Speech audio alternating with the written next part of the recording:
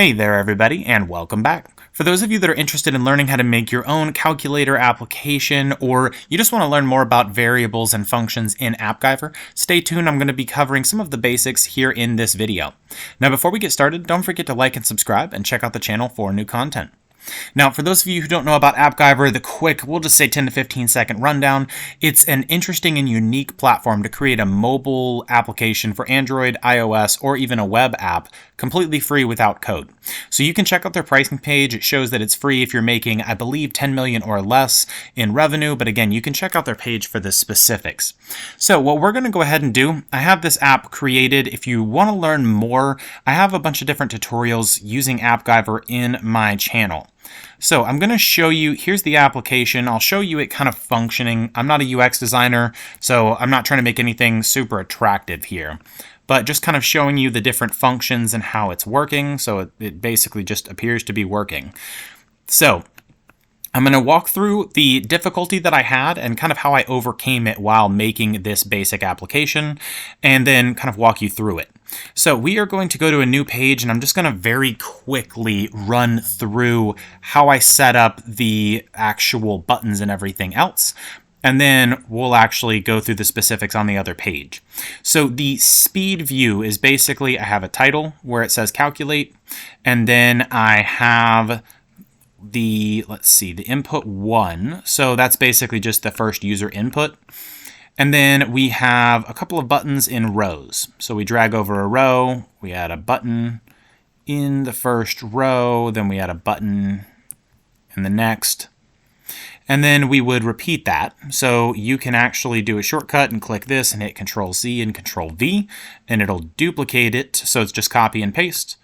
We have input 2, and then we basically just have text with the answer down here. So that's the general layout. Next, we're going to go and add some page variables. So I'm going to click Save, and we're going to go basically catch up on the home page here.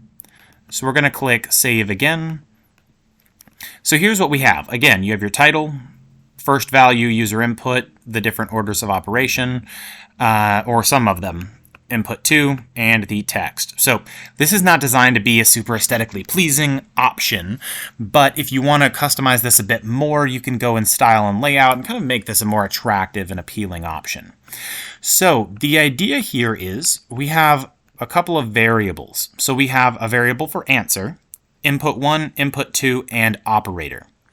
Now what I originally struggled with was I tried to have a calculate button that would basically, the formula was input 1, operator, input 2. But because Appgyver didn't recognize the operator variable as an actual operator, it didn't really wouldn't allow the function to work. So the way that I overcame this was I basically have each of these buttons performs that calculate function. So the way this is laid out, this input here, the value is input 1. So that's the variable that we made. This is input 2.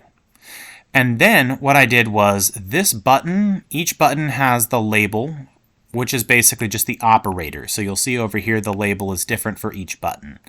So when we click on the plus sign, we have here the page variable. So what you do is you'll drag over set page variable, and then you'll connect it just like I've done here. And then when you click this option, you'll choose the variable name. So we're going to set this to answer because this is calculating our answer. And then here's the assigned value. The addition is tricky, and I'm going to show you why here. So if you wanted to do this with just the page variables, for example, so we'll go to page variable, we'll do input 1, space plus space, and then page variable input 2. And click Save. If we click Save and go over to our preview, and let's just say we put 1, and then here we put 2, you'll notice when we click plus, it gives us 12. So it's basically giving us the text value for 1 plus the text value for 2, and putting them side by side. But the other operators work as they should. So what I did was I basically looked it up on Google, and you'll see that there's a thread here, and the last note is numbers are becoming text. So if you add the number around each value, it should work. So we'll go back to the set variable. We're going to go to the assigned value, and we'll just replace it. So what I did was add is another function. So I want to show you how to figure out what functions are what, essentially. If you scroll down, you can click on math, and you can look through more complicated functions if you wanted a calculator that performs more complicated functions. I'm just going to click on add. And if you scroll down, you'll see it shows you add, and then you put the values. So I copied that here. So I put add, here's value 1, comma, value 2. The difference here was I made sure that I put the number around it. So you have the value surrounded by parentheses and number in all caps, which is basically saying add the user input, making sure it's a number, to this user input, making sure it's a number. And we'll click save. Now, I didn't do that for the other values because the operator was working and returning the expected results. However, in retrospect, that would probably be smarter just to make sure that everything is, we'll just loosely say, coded the same. So proper naming conventions, things of that nature. But for now, we're going to use it as is. And then lastly, we just need to make sure that this is the right thing, so to speak. So you'll see content here is answer. So when we click on this, it's just a text box. We'll choose this value or this little box here, and the data variable is page variable for answer. Or if you wanted to be more creative, you can just click here. Again, once you've already selected it, and you'll see when you go to formula, it gives you the option to edit the page variable that was previously selected. So you could actually put result is, and if you put it in quotes, it's going to put this as actual text.